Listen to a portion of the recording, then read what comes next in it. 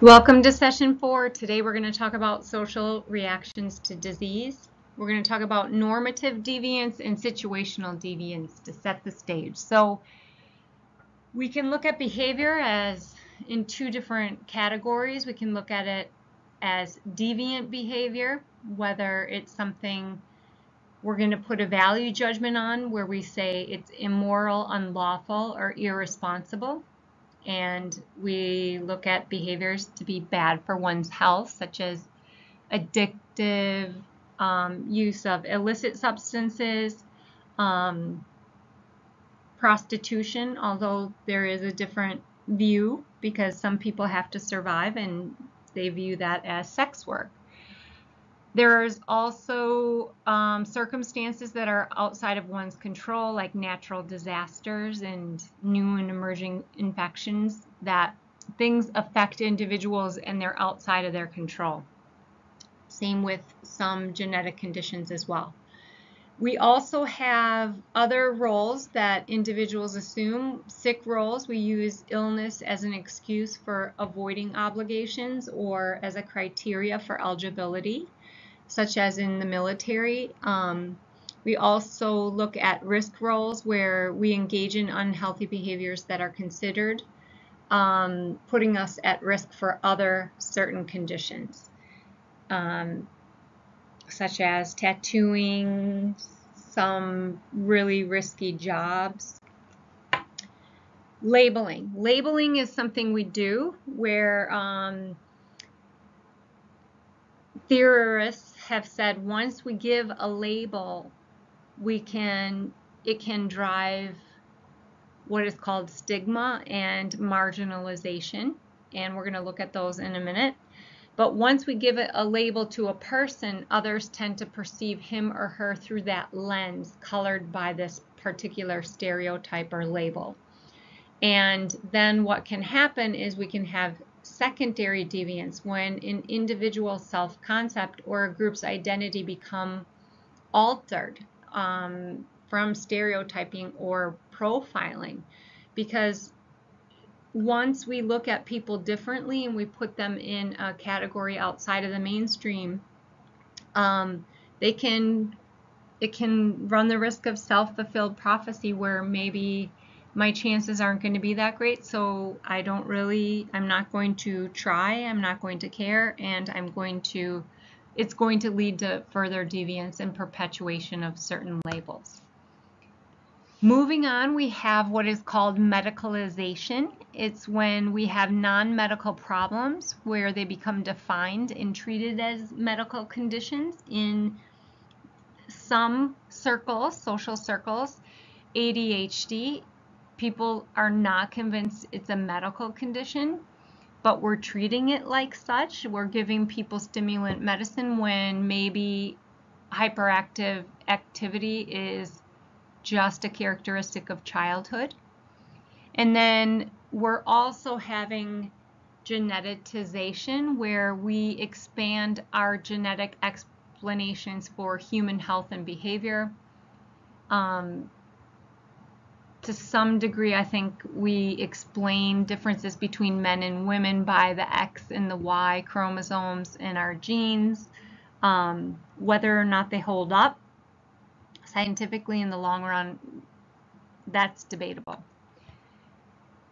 So another movement in public health involves the hygienization, where we look at public health problems in terms of sanitary medicine, hygiene, disease control.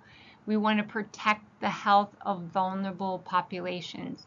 And then there's another great term, public healthification, where we care about the well-being of large groups of people. And if you think I'm making up these words, I'm not. These are like buzzwords that come and go.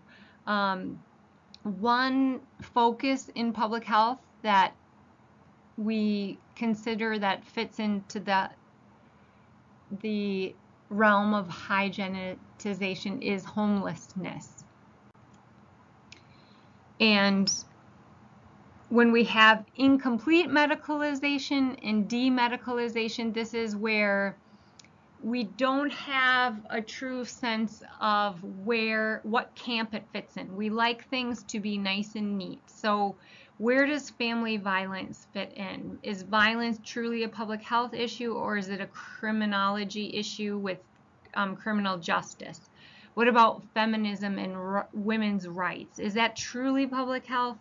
And people will fight back and forth. And it takes time to convince people of whether or not things need to be viewed in a certain light and identified as a problem. For a long time, obesity was viewed as a risk factor, not a disease condition. That has been only recently has it been identified as an actual cause of death.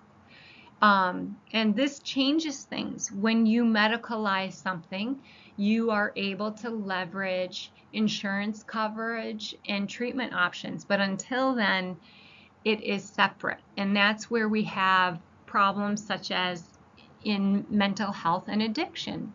Our health insurance tends to stop at the edge of our neck, and it covers anything from the chin down. But if it is a mental problem such as addiction or depression, that's separate, and our coverage might stop. Our copays might be different. We might have to have limits and caps on the days that we can seek treatment before we have to get all sorts of special approvals from our insurance companies. And so this is morphed into our health system, which allows a tremendous, profound labeling and stigmatization of mental health conditions. So when we take a condition and bring it down and it's no longer viewed as pathological, we redefine it. And one prime example is the normalization of homosexuality. In the Diagnostic Statistical Manual of Mental Health Conditions, the DSM-4, homosexuality was actually a diagnosis of a mental health disorder. Whereas now in version 5, it is not even mentioned. That is no longer viewed as a pathology. And you can see that behavior, medicalization of terms, it's something we do together. It evolves, it is dynamic, it is not static. And we have all sorts of input and people weighing in on issues, from clinicians, social scientists, politicians, economists, you name it. Everybody will put their views on how we perceive certain conditions. So let's get back to stigma and disease. Stigma is a characteristic of individuals who experience what is called a spoiled identity. There is some sort of negative characteristic or view that is attributed to an individual or a group. So there are different levels of stigma. One is perceived or felt stigma, where it's a cognitive dimension, where somebody anticipates they're being treated, or they view that they're being treated differently, but it's not widespread, and it might just be internal to an individual. The individual then starts to get anxious and have physiological responses, emotional responses, where it's very upsetting, and they may change their behaviors, become more isolated. Stigma enactment relates to intolerant attitudes or overt discrimination. So in businesses that do not want to serve people of a particular orientation or having a certain characteristic, that's an example of stigma enactment. Structural stigma involves institutional policies where, let's just say, for example, in a hospital setting, somebody comes to the ER, and if they're in the middle of having withdrawal, the ER might not be able to help them because that's considered a addictive withdrawal of symptoms, and they have policies that that person needs to get enrolled into a mental health detox facility, and they might not be able to take them. And then a courtesy stigma is when we discredit people on a large scale, and it's really difficult to give you an example now, but in the past we've seen very overt cases. I think you can still see it today in the news. Maybe you guys will post a discussion thread about that. So let's look at comparative health cultures. This is the next sort of topic that we're going to look at in this session. Health culture is really that huge overall complex system of beliefs, practices, and social arrangements related to the management of illness. So the US health culture is going to be very distinct from Canada's and certain European countries. We have ethnomedicine, which is a domain of a cultural system that deals with knowledge, beliefs, treatment practices, and values related to illness. And we have the popular sector, which involves self-care, advice from family. We have therapeutic networks where people informally refer people to different maybe specialists, herbalists, traditional medicine. We have the professional sector where you have organized medical systems, clinical specialties, and then we have the folk sector where you have midwives, spiritualists, healers. And these cultural models are really, really important because in a place like the United States, when you have such a mix of different nationalities, different cultures represented, these cultural models of health and paradigms can clash. One wonderful read, and I'm going to open a discussion thread on where you have seen some of the topics that we've talked about in popular media, books, etc., is The Spirit Catches You and You Fall Down by Anne Fadiman. It is a it presents a contrasting paradigm of the Hmong culture in a Western clinical setting for a particular girl experiencing epileptic seizures. So these cultural models are really, really important. They develop just by common experiences and problems faced by members in a particular group, and the problems become routine and part of the fabric of their society over time. And there's a new, I think I've mentioned this before, but when we do get into social marketing and health communication and media, recovery narratives are a group that they really, their whole focus is on desirable illness recovery experiences.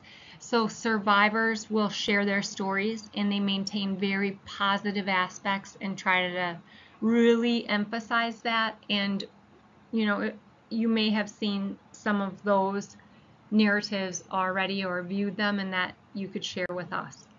So let's just look really quick at the ethnographic system of the US or Western medicine. Western medicine is characterized by being based on modern science. We really have no tolerance or limited tolerance for spiritual beliefs, for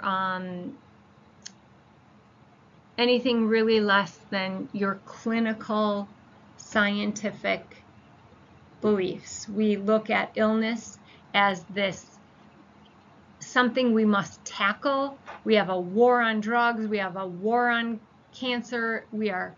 Death is a failure. Let's use all means necessary to sustain life.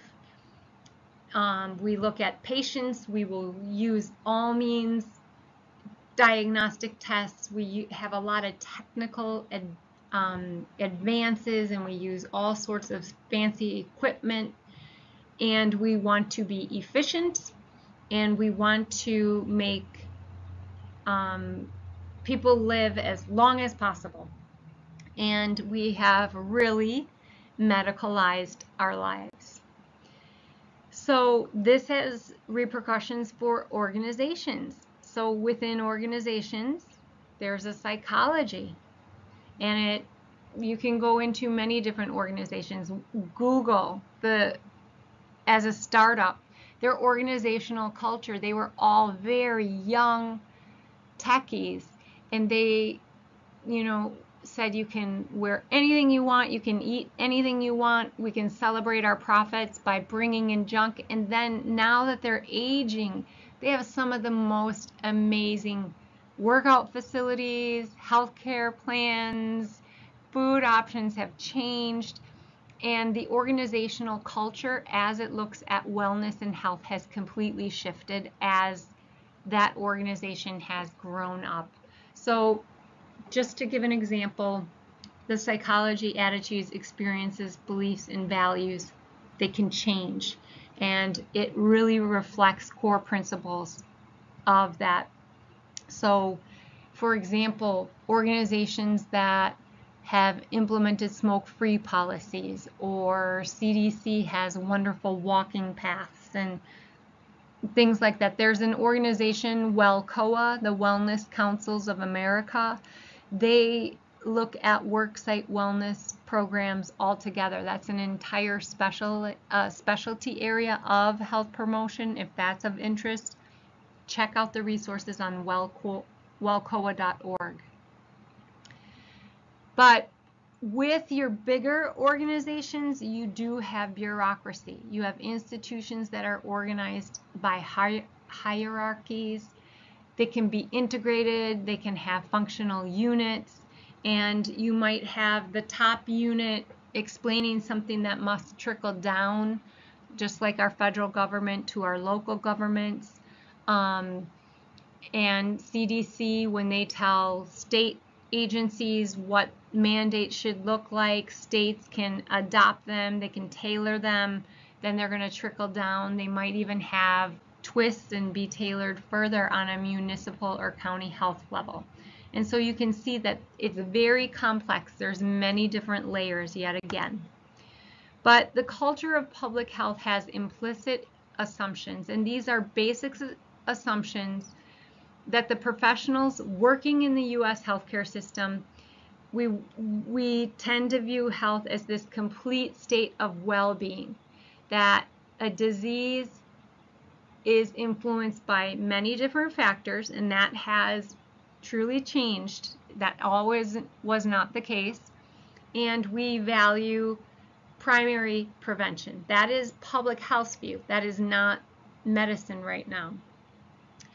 Now, public health has an importance. We place more importance on making a difference in the lives of others, especially the vulnerable and those experiencing health disparities, those that have unfair, inequitable conditions that lead to greater patterns of disease, avoidable disease. And that is the culture